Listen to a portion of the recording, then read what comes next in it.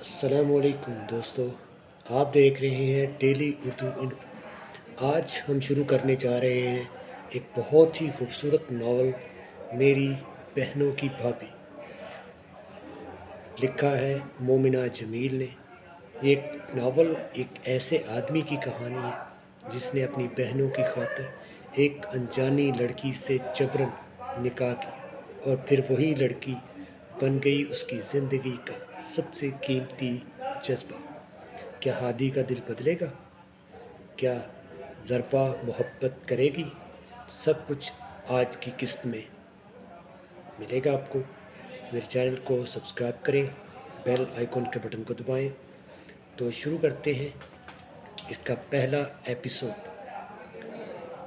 چچا جان، میں آپ کی بہت عزت کرتا ہوں، مگر معذرت کے ساتھ میں آپ کی یہ فرمائش پوری نہیں کر سکتا۔ آپ اچھی طرح جانتے ہیں میری بہنیں ہی میری کل کائنات ہیں، اور ندرت چاچی کا مزاج ہم میں سے کسی سے ڈھکا چھپا نہیں، اور ظرفا انہی کی تربیت میں پلی بڑھی ہے۔ میں اس پر کبھی بھروسہ نہیں کر سکتا۔ پلیز آپ اپنی اس سوچ کو یہیں روک دیجیے۔ یہ ممکن نہیں۔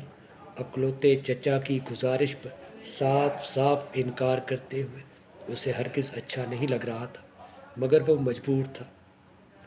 میری اکلوتی امید تم ہو ہادی، اس طرح دو ٹوک انکار مت کرو۔ میں مانتا ہوں کہ ندرت نے ہمارے خاندان کے ساتھ جو کچھ کیا وہ بہت برا تھا، لیکن وہ اب اس دنیا میں نہیں رہی، اور ذروا کے دل میں میرے لیے اتنا زہر گھول گئی ہے کہ وہ میری کسی بات کو سننے سمجھنے کی روادار نہیں۔ سمجھنے کی کوشش کرو، اس میں اس کا کوئی قصور نہیں۔ یہ سب ندرت کا کیا دھرا ہے۔ ذروا کے لیے تو وہی سچ ہے جو اسے اس کی ماں نے بتایا۔ اب اگر میں اسے سچ بتانے کی کوشش کرتا ہوں تو مجھ سے بار بار ایک ہی سوال پوچھتی ہے کہ اتنے سالوں تک اس سے یہ سچائی بتانے کی کوشش میں نے کیوں نہیں کی، اور اب اچانک اس کی ماں کے مرنے کے بعد یہ سب باتیں اسے کیوں بتا رہا ہوں۔ تو چچا جان، اسے بتائیے کہ یہ سب کیا دھرا اس کی اپنی ماں کا ہے۔ انہوں نے ہی عدالت سے اسے آرڈر پاس کروایا تھا کہ آپ اس کے بالغ ہونے تک اس سے نہیں مل سکتے، اور پھر اس قانون کو توڑنے کی کوشش بھی تب کی جاتی جب وہ اس ملک میں موجود ہوتی۔ چچی جان کے پاس بے شمار دولت کے سوا اور تھا ہی کیا؟ انہوں نے پہلے شہر بدلا اور پھر ملک۔ تمہیں کیا لگتا ہے یہ حقیقت میں نے اسے نہیں بتائی؟ وہ کچھ سنے سمجھے تب نا۔ مزید یہی بات تو میں تمہیں سمجھانے کی کوشش کر رہا ہوں۔ ندرت کی چھوڑی ہوئی وہی دولت اب ذروا کے لیے بہت بڑا امتحان بن چکی ہے۔ ندرت کا بھائی اس کی شادی اپنے بیٹے سے کروانا چاہتا ہے، اور میں یہ اچھی طرح جانتا ہوں وہ انتہائی لالچی اور خود غرض لوگ ہیں۔ فی الحال تو ذروا کے آگے پیچھے گھوم رہے ہیں، مگر اس کی جائیداد ہتھیانے کے بعد وہ اس کا کیا حال کریں گے یہ میں نہیں جانتا۔ لیکن چچا جان، مجھ سے نکاح ضروری ہے۔ کوئی اور حل بھی تو نکالا جا سکتا ہے اس سارے معاملے کا۔ کسی صورت بھی اس بندھن پر ہادی کا دل نہیں مان رہا تھا، اور دوسری جانب چچا کی بے چارگی پر ترس بھی آنے لگا۔ کاش کوئی اور حل ہوتا تو میں کبھی یوں اپنی خودداری کو ٹھیس پہنچا کر تمہارے سامنے اپنی جھولی نہ پھیلاتا۔ ہادی کو ان کے انداز گفتگو نے شرمندگی کے گہرے کھڈے میں دھکیلا۔ چچا جان، آپ کا ہر حکم سر آنکھوں پر، پلیز ایسی باتیں مت کریں۔ آپ اچھی طرح جانتے ہیں اماں اور ابا جی کے گزرنے کے بعد میں نے اپنی بہنوں کو کس لاڑ پیار سے رکھا ہے۔ اب اگر ایسے میں ذروا کا مزاج ندرت چچی جیسا نکلا تو میں برداشت نہیں کروں گا۔ آپ اس بارے میں اچھی طرح سوچ لیں۔ بالآخر ہار مانتے ہوئے جس بات کا خطرہ تھا اس کی وارننگ بھی دے ڈالی۔ جیتے رہو بیٹا، مجھے تم سے یہی امید تھی، اور تم بالکل فکر مت کرو۔ اگر زیادتی واقعی ضربہ کی طرف سے ہوئی تو میں تمہیں کسی سنگین فیصلے سے نہیں روکوں گا۔ انہوں نے ہادی کا شانہ تھپ تھپاتے ہوئے اسے یقین دہانی کروائی، جس پر وہ لب بھینچ کر وہیں سے چلا آیا۔ اپنے لائف پارٹنر کے حوالے سے اس کی ذاتی خواہشات نہیں تھی، نہ اسے بہت زیادہ خوبصورت لڑکی کی تلاش تھی، نہ ہی اسے کوئی ہائی کوالیفیکیشن کی تمنا تھی، حالانکہ خود وہ ایک کوالیفائڈ پولیس آفیسر تھا اور سرکاری لیول پر بڑی شاندار جاب کر رہا تھا۔ اسے بس ایک اچھے دل کی، نیک سیرت، سادہ مزاج اور محبت کرنے والی بیوی چاہیے تھی، جو ٹھیک اس کی طرح اس کی بہنوں سے اتنا ہی پیار کر سکے، اور اس سب کی امید اسے ندرت چاچی کی بیٹی سے ہرگز نہیں تھی۔ لیکن چچا کا کہا زیادہ دیر تک نہیں ٹال سکتا تھا۔ سو حامی بھر آیا۔ ایک تو وہ لڑکی ندرت چاچی کی بیٹی تھی، جنہوں نے ہمیشہ اپنے سسرال میں بد امنی قائم کیے رکھی، فساد پر فساد، اسی چکر میں اپنے گھر بھی تباہ کر بیٹھی۔ انا میں آ کر چچا سے کھلا لے لی اور ضربا کو بھی چھین لیا۔ آخر میں وہ کینسر سے چل بسی اور ضربا اس دنیا میں اپنوں کے ہوتے ہوئے بالکل تنہا ہو کر رہ گئی۔ دوسرا، وہ اس شادی پر سرے سے رضامند ہی نہیں تھی۔ اب ان کے متوقع رشتے کی کامیابی اور ناکامی کا دار و مدار وقت کے دھارے پر ہی منحصر تھا۔ ضربا، اب اس وقت تم کہاں جا رہی ہو؟ رات کے 12 بجے اسے نکسکتے تیار ہوتے دیکھ کر عریشہ چونکی۔ گھر جا رہی ہوں، اس نے کاندھے پر بیگ لٹکا کر اپنے بال سنوارتے ہوئے عجلت امیزی سے عریشہ کو جواب دیا۔ لیکن تم آج یہیں میری طرف رکنے والی تھی، پھر یہ اچانک گھر جانے کا فطور کہاں سے سوار ہو گیا؟ اور ویسے بھی تمہاری تیاری سے کسی صورت نہیں لگتا کہ تم گھر جا رہی ہو۔ سچ سچ بتاؤ، دال میں کیا کالا ہے؟ عریشہ نے پھر بھرپور شک کی نگاہوں سے اس کا جائزہ لیا، جو ڈارک بلیو جینز پر پرپل کلر کی ٹی شرٹ پہنے، گلے میں سٹالر ڈالے، باب کٹ بالوں کو شانے پر آزاد چھوڑے، بڑی مگن سی اپنے بائیں ہاتھ میں اپنی گاڑی کی چابی تھامے، دوسرے ہاتھ سے جھک کر اپنے جاگرز کے تسمے باندھنے میں مصروف تھی۔ اور شٹ اپ بی بی، ایسی باتیں کر کے میری اماں بننے کی کوشش مت کرو۔ میں نے کہا نا، میں گھر جا رہی ہوں، ویسے بھی رات کے اس وقت میں اور کہاں جاؤں گی؟ ضربا نے الٹا اسی کو لتاڑا۔ بالکل، کہیں اور جانے کی سوچنا بھی مت محترمہ، یہ کراچی ہے، یہاں بندے منظر سے یوں غائب ہوتے ہیں، یوں۔ عریشہ نے کہتے ہوئے چٹکی بجائی۔ کسی کو ہوا تک نہیں لگتی، ان کو آسمان کھا گیا یا پھر زمین کھا گئی۔ عریشہ نے اپنی طرف سے اسے ڈرانا چاہا۔ میں جو امریکہ سے آئی ہوں تو یہ نہ سمجھو کہ یہاں پر نئی ہوں۔ اپنی زندگی کا بہت تھوڑا عرصہ میں نے اپنی سرزمین پر گزارا ہے، لیکن اس کے باوجود حالات حاضرہ سے بخوبی واقف ہوں۔ اگر جانتی ہو تو پھر یہ بھی جان لو، ہمارے ہاں لڑکیاں یوں آدھی رات کو منہ اٹھائے کہیں بھی نہیں نکل پڑتی، انہیں آنے جانے کے لیے بڑوں کی اجازت درکار ہوتی ہے۔ عریشہ ہنوز اس کے رک جانے کی متمنی تھی، وگرنہ صبح اسے سب کو عجیب و غریب کہانیاں گھڑ کر سنانی پڑتی۔ ان کے ہاں شام کے بعد لڑکیوں گھر سے نکلنا معیوب سمجھا جاتا تھا، اور یہ اصول ان کے گھر میں ہر نئے آنے والے فرد پر بھی لاگو ہوتا تھا۔ مگر ضربا کا وہ کیا کرتی، جسے اچانک ہی کسی نہ کسی بات کی کھلبلی مچ جاتی تھی؟ ارے فکر نہیں کرو، میں کل خود آنٹی سے بات کر لوں گی، فی الحال میرا جانا بہت ضروری ہے، گڈ نائٹ۔ تیزی سے اسے خدا حافظ کہہ کر وہ کمرے سے نکل گئی، جبکہ عریشہ بی بی سے جاتے ہوئے تکتی رہ گئی۔ پھر 2 حرفی اس پر بھیج کر وہ لمبی تان کر سو گئی۔ صبح آنکھ کھلی تو ضربا کے غائب ہو جانے کی اطلاع اس کی منتظر تھی۔ ضربا کے ماموں جان ضربا سے ملنے اس کے ہاں پہنچے ہوئے تھے، جبکہ عریشہ تو ضربا کو کل رات سے الوداع کہہ چکی تھی۔ انکل یقین کریں وہ کل رات مجھ سے یہی کہہ کر گھر سے نکلی تھی کہ وہ گھر جا رہی ہے، لیکن پھر وہ گھر پہنچی کیوں نہیں؟ میں ابھی اس کی طرف سے ہو کر آ رہا ہوں۔ پورا گھر ملازموں کے ذمے ہے اور ضربہ کا کچھ اتا پتہ نہیں۔ زیادہ تر تو وہ تمہارے گھر ہی پائی جاتی ہے۔ شاہد صاحب بھی بے چینی کی کیفیت میں مبتلا تھے، جبکہ عریشہ کے تو پہلے سے ہی پسینے چھوٹ چکے تھے۔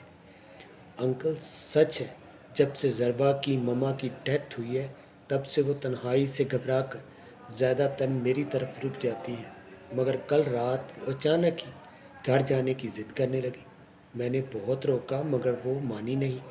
ہماری تو یونیورسٹی بھی ختم ہو چکی ہے، پرسوں ہی تو ہمارا آخری پیپر ہوا ہے، ورنہ یونیورسٹی جا کر پتہ کر لیتے۔ عریشہ کو ضربہ کی فکر کھائی جا رہی تھی، ساتھ ساتھ اس پر شدید تپ بھی چڑھنے لگی، جو اس طرح بناتے کہیں غائب ہو گئی تھی۔ اف، تو پھر کیسے ڈھونڈیں اسے؟ اس کا نمبر مسلسل بند آ رہا ہے۔ میری ہی غلطی ہے، اسے یوں اکیلے رہنے کی اجازت دینی ہی نہیں چاہیے تھی، مگر ابھی آپا کے انتقال کو چند ہفتے گزرے تھے۔ وہ اپنا گھر چھوڑ کر میرے ساتھ چلنے پر رضامند نہیں ہوئی، تو میں نے سوچا جذباتی ہے، تھوڑے دنوں تک سنبھل جائے گی، پھر اسے اپنے ساتھ لے جاؤں گا۔ مگر یہ سب پتہ نہیں ہو کیا رہا ہے۔ شاہد صاحب کو بھانجی کو غائب ہونے کی خبر نے بوکھلا کر رکھ دیا تھا۔ انکل آپ پریشان نہیں ہو، سب ٹھیک ہو جائے گا۔ عریشہ نے ان کے ساتھ اپنے آپ کو بھی تسلی دیتے کوشش کی۔ کیسے ٹھیک ہوگا سب؟ فریدہ بوا، اسے بھی پوچھ کر آ رہا ہوں۔ ضربہ کل رات سے گھر پہنچی ہی نہیں، نہ جانے کیا آفت ٹوٹی ہے اس پر، خدا ہی بہتر جانے۔ انکل میرے خیال سے ہمیں پولیس سے رابطہ کرنا چاہیے۔ عریشہ کے پاس اب اس مسئلے کا یہی ایک حل بچا تھا، لیکن وہ اپنی اس سوچ پر عمل پیرا ہو پاتی اس سے قبل ہی اس کا موبائل بج اٹھا۔ پرائیویٹ نمبر سے موصول ہونے والی کال اس نے فوراً اٹھائی۔ شک کے عین مطابق کال کڈنیپر کی ہی تھی۔ لمبی چوڑی رقم کی ڈیمانڈ سنتے ہی شاہد صاحب صوفے پر ڈھہ سے گئے اور عریشہ تو دل تھام کر ہی رہ گئی۔ ضربہ کی آنکھ کھلی تو اس نے خود کو یکسر ایک اجنبی ماحول میں بستر پر چت لیٹے پایا۔ کمرے میں موجود تمام لائٹس آن تھیں، ورنہ شاید وہ گھبرا کر چیخ اٹھتی، مگر فی الحال بس حیرت سے ارد گرد تکے گئی۔ چھوٹے سے کمرے میں موجود واحد سنگل بیڈ پر وہ دراز تھی، جبکہ اس کی پائنتی کی جانب صرف ایک سنگل صوفہ رکھا تھا، جس پر بڑی شان و تمکنت سے کوئی مردانہ وجود ٹانگ پر ٹانگ چڑھائے، پورا اخبار چہرے کے سامنے پھیلائے بڑی فرصت سے بیٹھا تھا۔ وہ ایک جھٹکے سے اٹھ بیٹھی۔ کون ہو تم؟ پہلا سوال بالکل فطری تھا۔ سامنے والے نے نظروں سے ذرا سا اخبار ہٹا کر اسے دیکھنے کی زحمت اٹھائی، پھر بڑی سنجیدگی سے اس کے سوال کا جواب دیا، تمہارا ہونے والا شوہر۔ کیا؟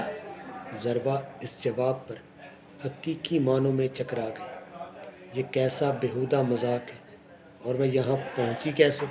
دماغ پر بہت زور دینے کے باوجود بس اتنا یاد آ سکا کہ وہ عریشہ کے گھر سے کہیں جانے کے لیے نکلی تھی۔ اسے بس اپنا گاڑی کا تک پہنچنا یاد ہے، اس کے آگے کا منظر اندھیرے میں ڈوب گیا تھا، مگر اتنا تو واضح ہو سمجھ چکی تھی کہ سامنے والے نے اس کو اغوا کیا تھا۔ عموماً اغوا تو اغوا برائے تاوان ہی ہوا کرتے تھے، پھر یہ اغوا برائے نکاح کیا شے تھی؟ اس کے پلے کچھ نہ پڑا۔ اجنبی نے اپنی گھنی مونچھوں کو تاؤ دیا اور اخبار کو اپنے ہاتھ میں ہی مروڑتے ہوئے اٹھ کھڑا ہوا۔ دماغ کو زیادہ زحمت دینے کی کوشش مت کرو، ابھی کچھ دیر میں تم پر ساری باتیں واضح ہو جائیں گی، تب تک کسی قسم کی مزاحمت کرنے کی کوشش مت کرنا۔ یہاں دور دور تک کوئی آبادی نہیں، اس لیے تمہارے چیخنے چلانے کا کوئی فائدہ نہیں ہوگا، اور بھاگنے کا موقع تمہیں ہرگز نہیں ملے گا، کیونکہ میں پورا وقت یہیں تم پر کڑی نگاہ جمائے موجود رہوں گا۔ بہتر ہے خاموشی سے حقیقت جاننے کا انتظار کرو۔ وہ ایک ترچھی سی نگاہ اس پر ڈالتے ہوئے بڑے تحمل سے گویا ہوا۔ ضربہ اسے ٹکر ٹکر دیکھے گئی، جس کی بھوری آنکھیں کسی کی یاد دلا رہی تھیں۔ ضربہ بستر چھوڑ چھاڑ کر اس کے قریب چلی آئی اور بالکل نڈر ہو کر انگلی اٹھا کر اسے وارن کرنے لگی۔ تم جانتے نہیں میں کون ہوں؟ بہت بہتر، اس لیے تو تمہیں یہاں لایا ہوں تاکہ اچھی طرح سے جان سکوں۔ وہ جیسے اس کی بات پر محظوظ ہو۔ دیکھو، سچ سچ بتاؤ، کیوں لائے ہو مجھے یہاں؟ مجھے ایک بات بار بار دہرانے کی عادت نہیں، اس لیے میری پہلی بار کہی گئی بات کو ہی سمجھنے کی عادت ڈال لو۔ مجھے کیا مصیبت ہے ایسی ویسی عادتیں ڈالنی پڑتی ہوں؟ اور تمہیں شرم نہیں آتی؟ ایک لڑکی کو اغوا کرتے ہوئے تمہارے گھر میں ماں بیٹی بہن نہیں ہے کیا؟ اس نے نوجوان کو غیرت دلانی چاہی۔ ماں اس دنیا میں نہیں رہی، بہنیں الحمدللہ 3 ہیں، اور رہی بات بیٹی کی، خدا نے چاہا تو وہ بھی آ جائے گی، پہلے شادی تو ہو جائے۔ ہادی کا اطمینان عروج پر پہنچا ہوا تھا تو وہیں ضربہ کا رنگ فک ہو گیا۔ تم جیسے سڑک چھاپ گنڈوں کو اچھی طرح جانتی ہوں میں۔ 2 منٹ لگیں گے مجھے تمہاری عقل درست کرنے میں۔ سچ بتاؤ، کس کے کہنے پر اٹھایا ہے مجھے؟ کتنے پیسے چاہیے؟ بولو۔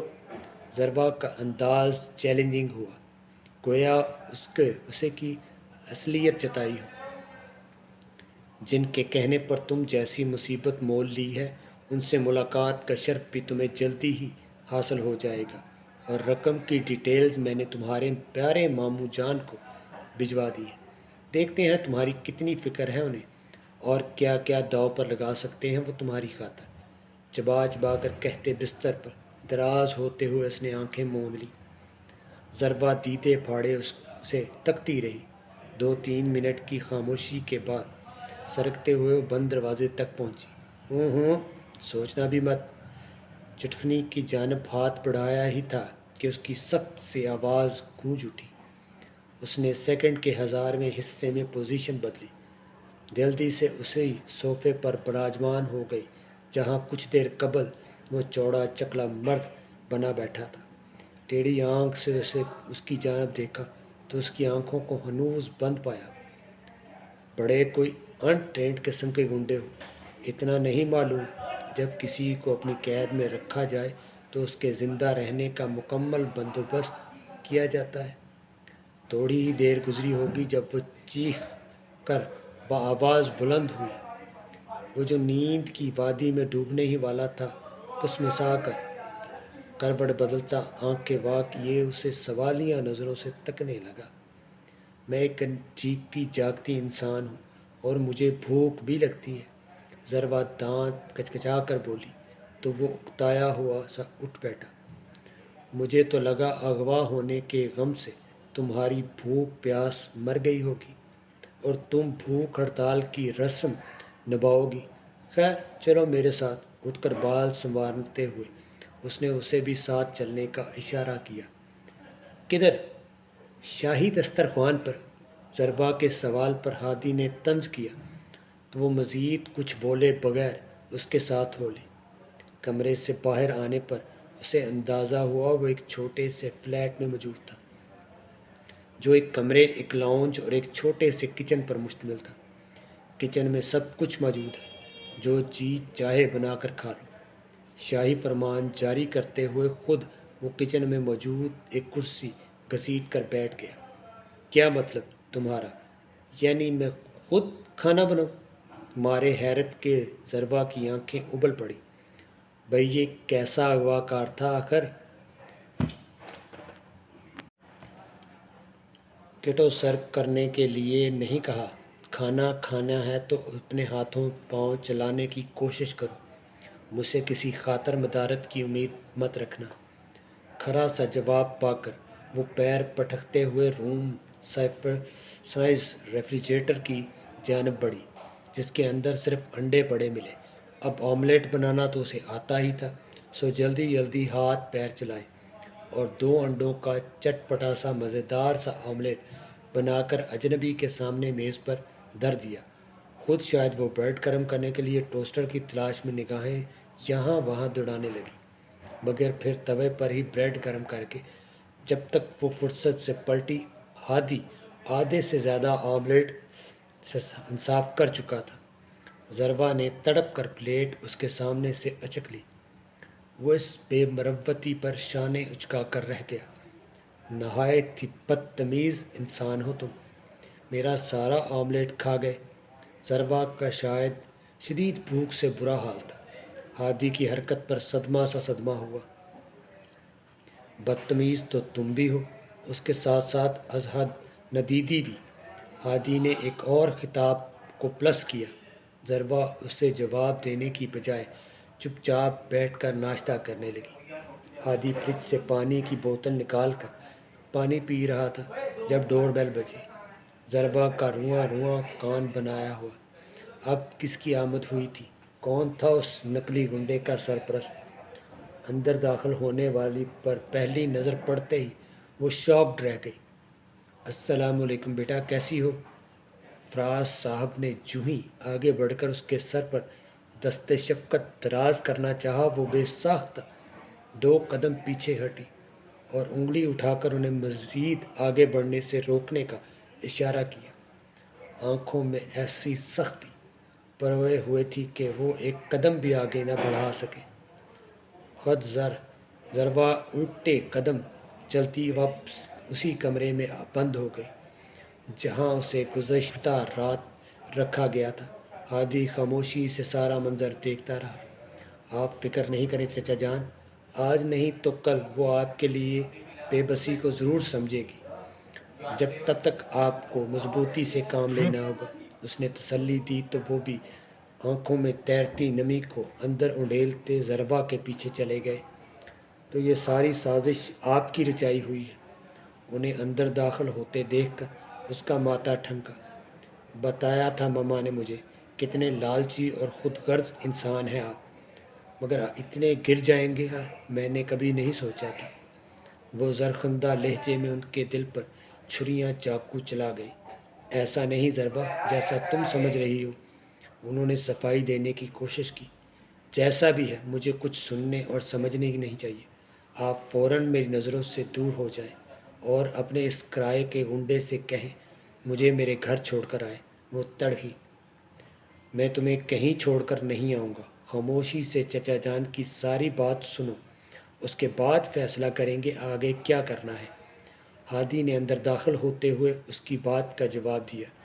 او تو تم ہو چچا کے پیارے بھتیجے، ماما بالکل ٹھیک کہتی تھی، تم سب لوگ بہت خطرناک اور فریبی ہو۔ تمہارے رشتے سے انکار کر دیا تھا تو تم مجھے اس طرح اٹھا کر لے آئے۔ تمہاری عزت و غیرت کی تو داد دینی پڑے گی۔ اس اغوا کو اب سے تھوڑی دیر پہلے تک وہ صرف ایک ایڈونچر تصور کر رہی تھی، اس لیے کسی قسم کی مزاحمت نہیں کی، مگر اب معاملے کو سنگین ہوتے دیکھ کر وہ بکھلا گئی تھی۔ ہم جیسے ہیں ہمیں اسی بات پر کوئی شرمندگی نہیں۔ ویسے بھی مجھ سے پہلی ملاقات پر تم مجھے میرے کردار کا سرٹیفکیٹ نہیں دے سکتی، کیونکہ تمہیں بھی کل رات میں نے سڑکوں پر تنہا آوارہ گردی کرتے ہی پایا تھا۔ مجھے نہیں لگتا تھا مجھے مزید کچھ کہنے کی ضرورت ہے۔ خاموشی سے چچا جان کی پوری بات سنو۔ ہادی کی برہمی پر ضربا کے تیور مزید بگڑے، لیکن وہ خاموش ہو گئی۔ ضربا ہم بھی یہ زور زبردستی نہیں کرنا چاہتے تھے، مگر میرے پاس تم نے اور کوئی راستہ ہی نہیں چھوڑا۔ ندرت کبھی بھی جوائنٹ فیملی سسٹم میں خوش نہیں رہی۔ وہ ہمیشہ سے چاہتی تھی کہ میں پاکستان چھوڑ کر اس کے ساتھ امریکہ چلوں، مگر میں نے جب اس کی یہ فرمائش رد کر دی تو احتجاجی طور پر اس نے گھر میں جھگڑے فساد کرنے شروع کر دیے۔ مما کا الگ گھر کا مطالبہ آپ کی نظر میں فساد تھا؟ آپ بھول رہے ہیں یہ ہر عورت کا بنیادی حق ہے۔ اس نے ترشی سے ان کی بات کاٹی۔ بیٹا مجھے تمہاری بات سے انکار نہیں، لیکن تم ہی بتاؤ میں اپنے بوڑھے ماں باپ کو چھوڑ کر کیسے چلا جاتا، خاص طور پر اس وقت جب تمہارا دادا کینسر سے جنگ لڑ رہی تھی، مگر تمہاری ماں خود غرضی کے ایسے کنویں میں گر چکی تھی جہاں سے سوائے اپنے آپ کے اسے اور کچھ سمجھائی اور دکھائی نہیں دیتا تھا۔ تم بہت چھوٹی تھی جب اس نے مجھ سے خلا مانگ لی۔ میں اس کی تمام تر کوتاہیوں کے باوجود اس سے علیحدگی نہیں چاہتا تھا، کیونکہ میں نے ندرت سے خود اپنی پسند سے شادی کی تھی۔ لیکن اس کے رویے نے مجھے یہ قدم اٹھانے پر مجبور کر دیا۔ غلط کہہ رہے ہیں آپ، مما کو آپ نے طلاق دی تھی، انہوں نے خلا نہیں لی تھی آپ سے۔ وہ پورے یقین سے انہیں جھٹلا رہی تھی۔ اس کی کم فہمی پر ہادی گہری سانس بھر کر رہ گیا۔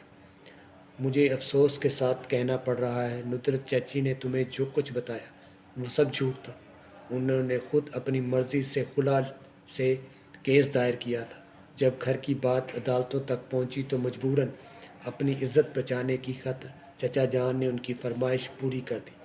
تم 4 سال کی تھی، عدالت میں تمہیں ماں کے حوالے ہی کرنا تھا، اور اسی بات کا فائدہ اٹھا کر وہ تمہیں ملک سے باہر لے گئی۔ تم اتنے عرصے تک کہاں تھیں کہاں نہیں ہمیں کچھ علم نہیں تھا، کیونکہ ندرت چاچی نے ہمیں معلوم ہونے ہی نہیں دیا۔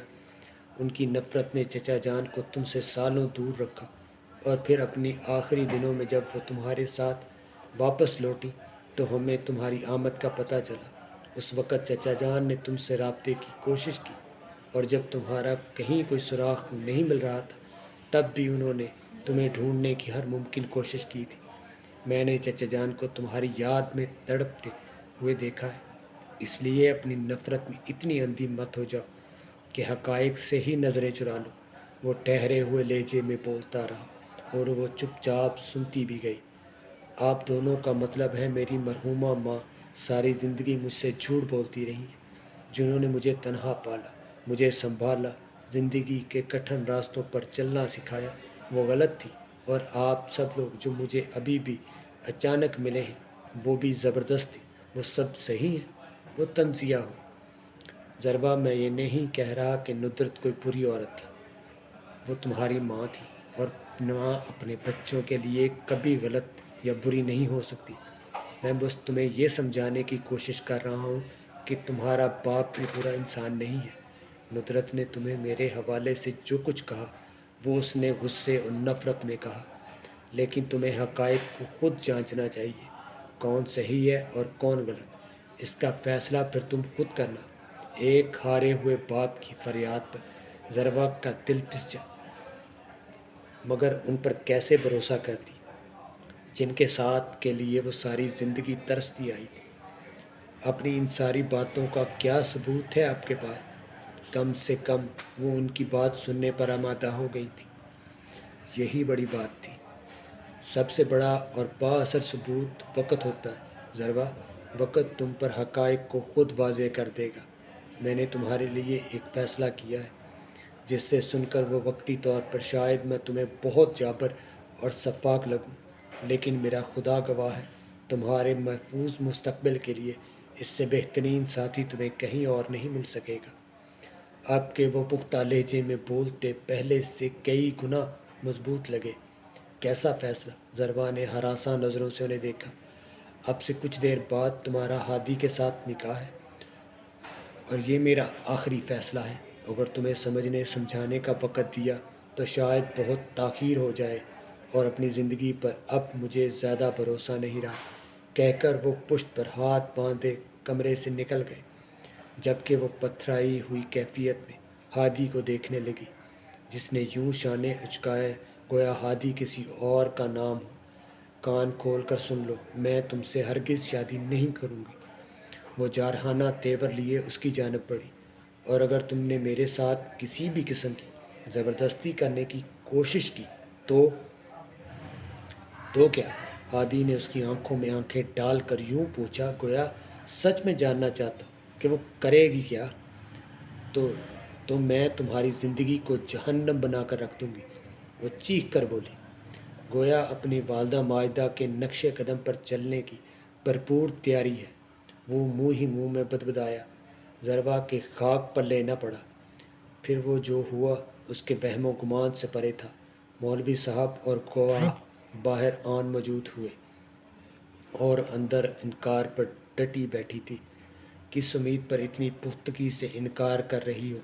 جن رشتوں کی آس دل میں جگائے بیٹھی ہو ان کی اصلیت بھی جان ہی لو۔ ہادی اب جانے کون سی اصلیت کی بات کر رہا تھا۔ وہ سپاٹ چہرے لیے بیٹھی رہی۔ ہادی نے اس کے سامنے ایک نمبر ملایا اور موبائل کو سپیکر پر ڈال دیا۔ دوسری تیسری بیل پر کال اٹھائی گئی۔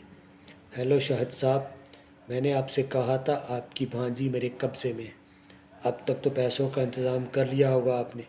بے تاثر لہجے میں پوچھے گئے سوال پر شاہد صاحب گڑبڑا گئے۔ دیکھو میرے پاس کوئی پیسے ویسے نہیں ہیں، اور میں تمہاری بلیک میلنگ میں آنے والا ہرگز نہیں۔ دیکھیے یہ فضول باتیں سننے کا بالکل آتی نہیں۔ صاف بات کریں، رقم کا بندوبست کر رہے ہیں یا پھر اس کی لاش پارسل کرنے کا بندوبست کروں؟ وہ دو ٹوک لہجے میں مدعا بیان کر گیا۔ ضربہ کا دل مٹھیوں میں آنے لگا۔ جانے کیوں اسے ماموں کے تیور کھٹک رہے تھے۔ جس کی قسمت میں جب لکھی ہو اسے تب ہی آنی ہوتی ہے۔ بھلا موت کو بھی کوئی ٹال سکا ہے؟ کہہ کر کال کاٹ دی گئی۔ ہادی نے استفہامیہ نظروں سے ضربہ کو دیکھا، جس کا چہرہ دھواں دھواں ہو چکا تھا۔ یوں تو کسی طرح بھانجی بھانجی کہہ کر اس کے آگے پیچھے پھرا کرتے تھے ماموں، اور اب جب اس پر مصیبت پڑی تھی تو کسی مہارت سے آنکھیں اور نیت بدل ڈالی، یا پھر شاید وہی پہلے ان کی نیت کو بھانپ میں ناکام رہی تھی۔ دھوکے کا غم الگ، مگر ہادی کے سامنے اسے شدید سبکی کا سامنا ہوا۔ میں تمہیں جیل کی سلاخوں کے پیچھے پہنچا دوں گی۔ ضربہ کی دھمکی پر وہ ہلکا سا ہنس دیا۔ ہمارے ملک میں قانون بھی اتنا مضبوط نہیں ہوا کہ خود قانون کو ہی اپنی گرفت میں لے سکے۔ تم اور ایس پی ہادی ابراہیم کو قانون کے شکنجے میں جکڑنا تو یوں بھی ناممکن ہے۔ قانون کی ایک دھارا کھول کر پی ہے میں نے۔ اس داؤ سے کیسے بچ کر نکلنا ہے مجھ سے بہتر کوئی نہیں جانتا۔ گویا جسے وہ آوارہ اور گنڈا سمجھ رہی تھی وہ در حقیقت خود پولیس والا تھا، اس لیے اتنے دھڑلے سے اسے حبس بیجا میں رکھا ہوا تھا۔ میری ایک پریس کانفرنس تمہاری وردی اتروانے کے لیے کافی ثابت ہوگی۔ ضربہ نے بھی ہار نہ مانی۔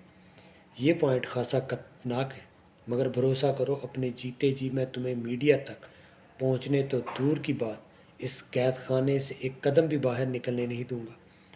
تم اگر یہاں سے باہر جاؤ گی تو صرف مسٹر ہادی ابراہیم کے ساتھ وصیت سے۔ ضربہ تم اب چاہو یا نہیں، مگر تمہیں یہ نکاح کرنا ہی پڑے گا۔ میں چچا جان کے فیصلے کے خلاف نہیں جا سکتا، اور ان کا یہی فیصلہ ہے۔ میں مولوی صاحب کو بلانے جا رہا ہوں۔